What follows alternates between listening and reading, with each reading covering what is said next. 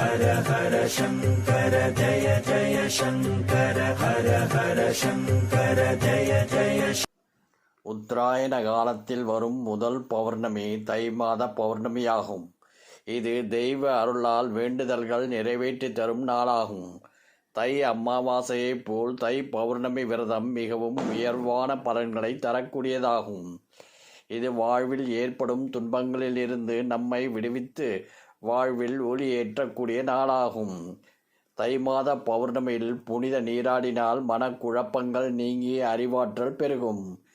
இந்த நாளில் முன்னோர்களுக்கு தர்ப்பணம் அளிப்பது, தானம் அளிப்பது அளவில்லாத புண்ணிய பலன்களை அள்ளித்தரும் என்பது நம்பிக்கை. தை மாத பௌர்ணமியில் எந்த பொருட்களை தானம் செய்தால் அளவில்லாத நன்மைகளை பெற முடியும் என்பது தெரிந்து கொள்ளலாம்.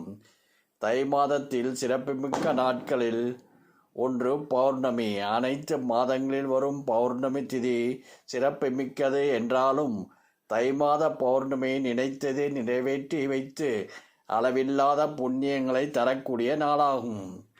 பெரும்பாலும் தை மாத பௌர்ணமியும் பூச நட்சத்திரமும் இணைந்து வரும் இந்த நாளில் புனித நதிகளில் நீராடுவதால் ஆத்ம சுத்தமடையும். அதோடு பெருமாள் வழிபாடும் முன்னோர்கள் வழிபாடும் நமக்கு அவர்களின் ஆசியும் பாவங்களிலிருந்து மன்னிப்பும் கிடைக்கச் செய்யும்.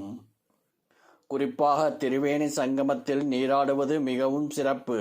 இந்த ஆண்டு தை பௌர்ணமி பிப்ரவரி 12ஆம் தேதியான புதன்கிழமை வருகிறது. இந்த நாளில் குறிப்பிட்ட 5 பொருட்களை தானமாக அளிப்பதால் அளவில்லாத அதிர்ஷ்டம், வெற்றி, செல்வ வளம் ஆகியவை கிடைக்கச் செய்யும்.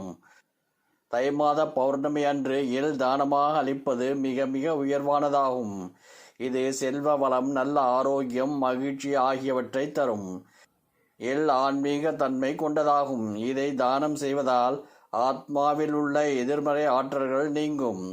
பாசிட்டிவ் ஆற்றல்கள் ஈர்க்கப்படும். அதிக அளவில் நன்மைகள் நடைபெறும். கோவில்கள் அல்லது ஏழைகளுக்கு எள் வாங்கி தானமாக கொடுக்கலாம். வெள்ளத்தை தானமாக கொடுப்பதால் வாழ்க்கையில் மகிழ்ச்சி, இனிமை, நன்மைகள் அதிகரிக்க துவங்கும். வெள்ளம் என்பது மகிழ்ச்சி மற்றும் செல்வ வளத்தின் அடையாளமாக கருதப்படுகிறது. இதை தானமாக கொடுப்பது புண்ணிய செயலாக கருதப்படுகிறது. கோவில்களுக்கு பிரசாதம் தயாரிப்பதற்கு அல்லது ஏழைகளுக்கு வெள்ளத்தை தானமாக கொடுக்கலாம். இதனால் நீங்கள் மகிழ்ச்சி, நன்மைகள் மற்றவர்களுடன் பகிர்ந்து கொள்கிறீர்கள் என்று அர்த்தம். இதனால் உங்களை சுற்றி மகிழ்ச்சிகளும் நன்மைகளும் அதிகரிக்க துவங்கும். தை மாத பௌர்ணமியில் போர்வைகளை ஏழைகளுக்கு, சாலையோரம் வசிப்பவர்களுக்கு தானமாக கொடுக்கலாம். இது நல்ல கர்மாக்கள் ஆசிகளை உங்களுக்கு வழங்கும். போர்வை என்பது பாதுகாப்பு, அக்கறையின் அடையாளமாகும். இதை தானமாக கொடுப்பது சுயநலமில்லாத தன்மையாக கருதப்படுகிறது. இது உங்களுக்கு புண்ணியங்களையும் அளவில்லாத நன்மைகளையும் பெற்றுத்தரும். பௌர்ணமி நாளில் மண் பாண்டங்களை தானமாக கொடுப்பதால் அதிர்ஷ்டம், செல்வம் அதிகரிக்கும். மண் பானைகள் என்பது எளிமையான மற்றும் மனித நேயத்தின் அடையாளமாகும். இதை கோவில்களுக்கும் ஏழைகள் நீர் சேகரித்து வைப்பதற்கும் வாங்கி கொடுப்பது நல்லது. இதை உங்கள் வாழ்க்கையின் செல்வ வளத்தை பெருக்கச் செய்யும். அமாவாசை மட்டுமன்றி பௌர்ணமியிலும் யாருக்காவது அன்னதானம் அளிப்பது உயர்ந்த புண்ணிய பலனை தரும். இது ஆசீர்வாதத்தையும் நிறைவான வாழ்க்கையும் உங்களுக்கு அளிக்கும். உணவு என்பது நிறைவை தரக்கூடியது. இதனால் ஆதரவற்றவர்கள், ஏழைகள், கோவில்கள் ஆகியவற்றில் அன்னதானம் செய்யலாம்.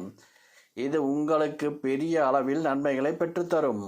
ஹர ஹர சங்கர ஜய ஜய சங்கர ஹர ஹர சங்கர ஜய ஜய